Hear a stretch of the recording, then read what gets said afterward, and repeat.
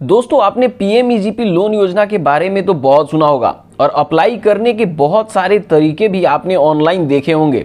लेकिन यहाँ बहुत सारे लोग ऐसे भी हैं जो वीडियो में गलत इन्फॉर्मेशन दे रहे हैं या फिर पूरा प्रोसेस ही नहीं बता रहे हैं, जिसके वजह से आप लोगों का लोन जो है वो अप्रूव होने के बजाय रिजेक्ट हो जा रहा है।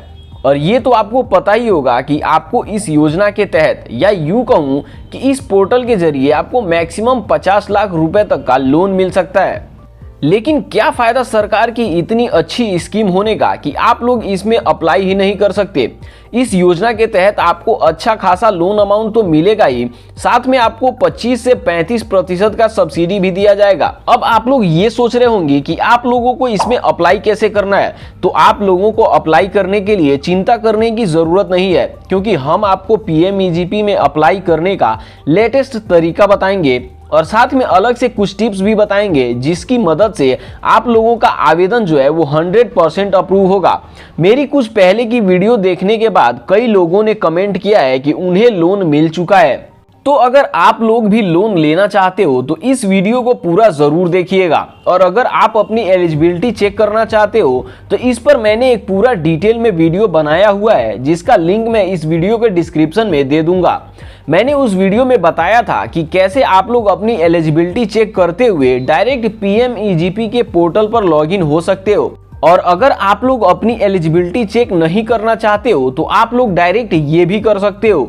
सबसे पहले आपको अपने फोन में गूगल ब्राउजर ओपन करना है। ब्राउजर ओपन करने के बाद यहाँ सर्च बॉक्स में आपको पीएमईजीपी टाइप करके सर्च कर देना है। जैसे ही आप सर्च करोगे आप लोगों के सामने जो वेबसाइट, पहली वेबसाइट आएगी उसको ओपन कर लेना है। जैसे ही आप लोग पहली वेबसाइट को ओपन करोगे आप लोग पीएमईजीपी के ऑफिशियल वेब पोर्टल पे आ जाओगे। अब यहाँ पे आप स्क्रॉल करके थोड़ा नीचे आओगे तो आप लोगों को यहाँ पे एक ऑप्शन दिखेगा apply application for new unit का। यहाँ एप्लीकेशन फॉर न्यू यूनिट का एक ऑप्शन है और इसमें एक अप्लाई का बटन दिया हुआ है। आपको सिंपली इस पर क्लिक कर देना है। जैसे ही आप लोग अप्लाई के बटन पे क्लिक करोगे आप लोगों के सामने एक पूरा फॉर्म खुल के आएगा, जिसको आपको फिल करना है। ये फॉर्म फिल करने का पूरा डिटेल मैं आपको बता दूंगा, लेकिन अगर आप लोग इस फॉर्म को अपने हाथ से फिल करना चाहते हो तो यहाँ पे कुछ इंस्ट्रक्शंस दिए हुए हैं, जिसको आप लोग सावधानी से पढ़ के इस फॉर्म को पूरा डिटेल के साथ अपने हाथ से फिल कर सकते हो। अब आपका फॉर्म जो है वो नंबर वाइज फिल करना है। तो यहाँ पे मैं भी आपको फॉर्म नंबर वाइज ही फिल करना बताऊंगा।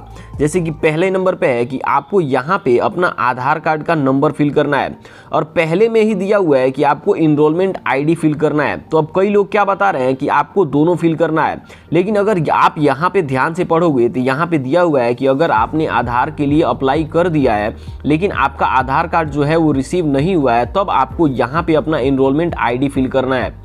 तो आप लोग इसका ध्यान रखेंगे कि कोई एक ही फिल करना है। अब दूसरा नंबर पे क्या दिया है कि आपको अपना नाम फिल करना है। तो सिंपली आपको यहाँ पे सेलेक्ट के ऑप्शन पे जाना है और यहाँ से आप अपने नाम के आगे जो भी लगाते हो उसको सेलेक्ट कर लेना है। उसके बाद से यहाँ पे आपको अपना नाम फिल कर देना है। फिर तीसरे नंबर पे है जो आपको अपना एजेंसी सेलेक्ट कर लेना है। तो यहाँ पे बहुत सारे लोग क्या बता रहे हैं कि आपको कोई सा भी सेलेक्ट कर लेना है, लेकिन आपको ऐसा नहीं करना है। आपको सबसे पहले तो ये पता करना है कि आपके एरिया में इन 4 एजेंसीज में से कौन से एजेंसी का ब्रांच ऑफिस है। जैसे कि मान लीजिए मेरे एरिया में डीआईसी का ब्रांच ऑफिस है, तो मैं यहाँ सिंपली डीआईसी को सेलेक्ट करूंगा।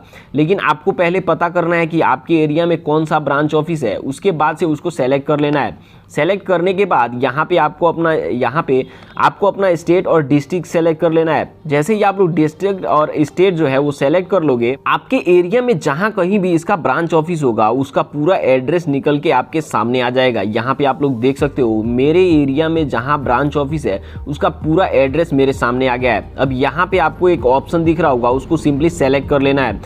यहाँ पे अगर आप इसको सेलेक्ट नहीं करोगे तो आप लोग कितना भी कोशिश करोगे आप लोगों का जो फॉर्म है वो आगे प्रोसीड ही नहीं होगा। तो उसके बाद से यहाँ पे आपको क्या करना है, 7वां नंबर जो है वो अपने आप ही इंडिविजुअल उठा लिया है और उसके बाद यहाँ पे 8वें नंबर में आपको अपना जेंडर सेलेक्ट कर लेना है। फिर आपको अपना डेट ऑफ बर्थ फिल करना है और यहाँ पे आपको अपना एज मेंशन कर देना है। उसके बाद से यहाँ 10वें नंबर में आपको अपना सोशल कैटेगरी सेलेक्ट करना है। आप किस कास्ट से हो उसको सेलेक्ट कर लेना है। जैसे कि मैं ओबीसी से हूँ तो मैंने ओबीसी पहले से ही सेलेक्ट करके रखा है। अगर आप लोग जनरल से हो तो जनरल, या फिर एससी एसटी हो तो उसको सेलेक्ट कर लेना है।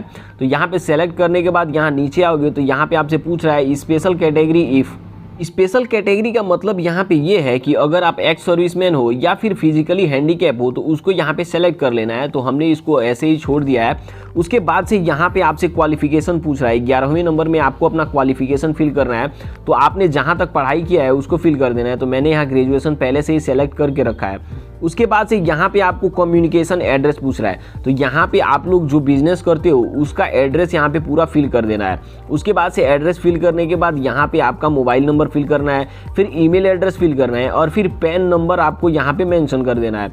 उसके बाद से यहाँ पे आपको 13 नंबर पे यूनिट लोकेशन पूछ रहा है। तो अगर आप गाँव में हो तो रूरल कर देना है और अगर आप शहर में हो तो अर्बन कर देना है। फिर यहाँ पे आपको जो है 14 नंबर में आपको अपना पर्सनल एड्रेस फिल करना है जहाँ पे आप लोग रहते हो। उसके बाद यहाँ पे आपसे पूछ रहा है गतिविधि का प्रकार। तो यहाँ पे सिंपली आपको क्या करना है, यहाँ सेलेक्ट के ऑप्शन पे जाना है और जिस भी कैटेगरी में आप बिजनेस करते हो उसको सेलेक्ट कर लेना है। जैसे कि मैंने मैन्युफैक्चरिंग पहले से सेलेक्ट करके रखा है। तो अगर आप लोग सर्विस का बिजनेस करते हो या फिर ट्रेडिंग का बिजनेस करते हो तो उसको सेलेक्ट कर लेना है।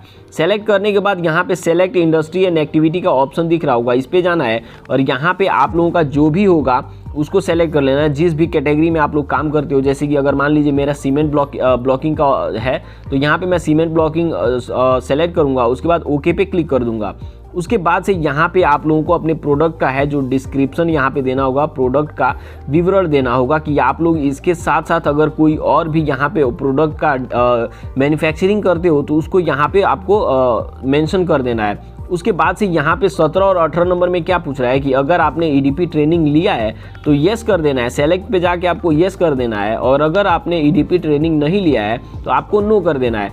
18 नंबर में यहाँ पे पूछ रहा है कि अगर आपने ईडीपी ट्रेनिंग लिया हुआ है तो यहाँ पे आपको जिस इंस्टीट्यूट से आपने लिया है ईडीपी ट्रेनिंग उसको यहाँ पे मेंशन कर देना है। अब यहाँ पे मैं आप लोगों को बता दूं कि अगर आपने ईडीपी ट्रेनिंग नहीं लिया है तो आप लोगों का लोन तो अप्रूव होगा लेकिन आप लोगों की सब्सिडी जो है वो पूरी नहीं मिलेगी, मतलब थोड़ी सी काट ली जाएगी। उसके बाद से यहाँ पे आपको प्रोजेक्ट की लागत भरना है, प्रोजेक्ट का पूरा लागत यहाँ पे भरना है और साथ में ये भी भरना है कि आप लोग कितने लोगों को रोजगार दे रहे हो या फिर आप लोगों के साथ कितने लोग और काम कर रहे हैं। उसके बाद से यहाँ पे 20 नंबर में है जो फाइनेंशियल बैंक का डिस्क्रिप्शन यहाँ पे मांग रहा है। तो उसको आपको यहाँ पे क्या करना है कि आप जिस बैंक से लोन लेना चाहते हो उसका पूरा डिटेल यहाँ पे फिल कर देना है।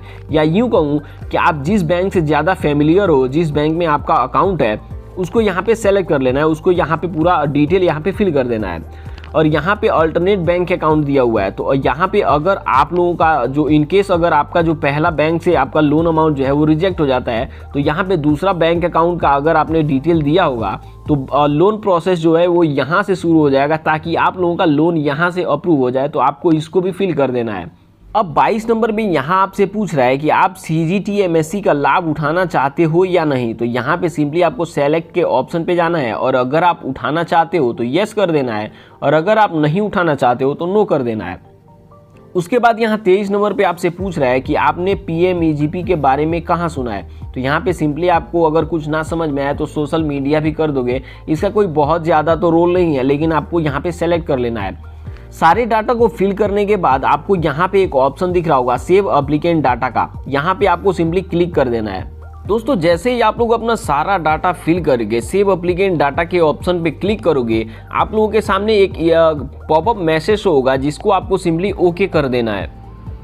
जैसे ही आप लोग ओके करोगे आप लोगों के सामने कुछ इस तरह का एक नया इंटरफेस खुल जाएगा और आपने फॉर्म में जिस मोबाइल नंबर को ऐड किया होगा उस मोबाइल नंबर पे एक यूजर आईडी और पासवर्ड भेजा जाता है। तो सिंपली आपको क्या करना है कि इस एप्लीकेंट लॉगिन के ऑप्शन पे जाना है और उस यूजर आईडी और पासवर्ड से लॉगिन कर लेना है। एप्लीकेंट लॉगिन के ऑप्शन पे क्लिक करने के बाद आपके सामने एक ऐसा इंटरफेस खुल के आएगा जहां पे आपको अपना यूजर आईडी और पासवर्ड फिल करना है और फिर लॉगिन के ऑप्शन पे क्लिक कर देना है। तो जैसे ही आप लोग अपने यूजर आईडी और पासवर्ड से लॉगिन कर लोगे आप लोगों के सामने एक नया इंटरफेस खुल के आएगा। यहाँ पे आप लोगों का आईडी, नेम और टाइप दिया हुआ है। अब सिंपली आपको इसके आगे क्या करना है, आपको यहाँ पे एक ऑप्शन दिख रहा होगा अपलोड का, तो यहाँ पे सिंपली आपको क्लिक कर देना है। तो जैसे ही आप लोग अपलोड के ऑप्शन पे क्लिक करोगे आप लोगों के सामने एक नया इंटरफेस खुल के आएगा जिसमें आपसे कुछ डॉक्यूमेंट्स अपलोड करने के लिए बोला जा रहा है। तो यहाँ पे मैं बता दे रहा हूँ आपको कि क्या क्या अपलोड करना है। तो यहाँ पे आपको एक पासपोर्ट साइज फोटो अपलोड करना है, फिर आपने जो प्रोजेक्ट फाइल की समरी बनाई है, यानी कि आपका जो बिजनेस है उससे रिलेटेड अगर आपने कोई फाइल की समरी या पीडीएफ बनाया है तो उसको यहाँ पे अपलोड कर देना है। उसके बाद से यहाँ पे आपको अपना कास्ट सर्टिफिकेट यानी कि जाति प्रमाण पत्र अपलोड करना है। फिर यहाँ पे रूरल एरिया का सर्टिफिकेट अपलोड करना है और हाईएस्ट एजुकेशन आपने कहाँ तक पढ़ाई की है उसको अपलोड करना है, या फिर अगर आपके पास कोई टेक्निकल सर्टिफिकेट है तो उसको भी यहाँ पे अपलोड कर देना है। सारा डॉक्यूमेंट्स अपलोड करने के बाद से आपको यहाँ पे एक ऑप्शन दिख रहा होगा फाइनल सबमिशन का, तो आपको सारा डॉक्यूमेंट्स अपलोड करने के बाद फाइनल सबमिशन पे क्लिक कर देना है। जैसे ही आप लोग फाइनल सबमिशन के ऑप्शन पे क्लिक करोगे, आप लोगों का जितना भी डाटा रहेगा वो सारा गवर्नमेंट के पास चला जाएगा, या फिर किसी बैंक जिस बैंक का डिटेल आपने फिल किया होगा उस बैंक के पास चला जाएगा, ताकि आप लोगों का लोन जो है वो अप्रूव हो सके। अब आप लोगों को जो यूजर आईडी और पासवर्ड मिला है उसको सिंपली यहाँ पे आप लोग लॉगिन कर सकते हो और जब चाहे तब अपने एप्लीकेशन का जो स्टेटस है उसको चेक कर सकते हो।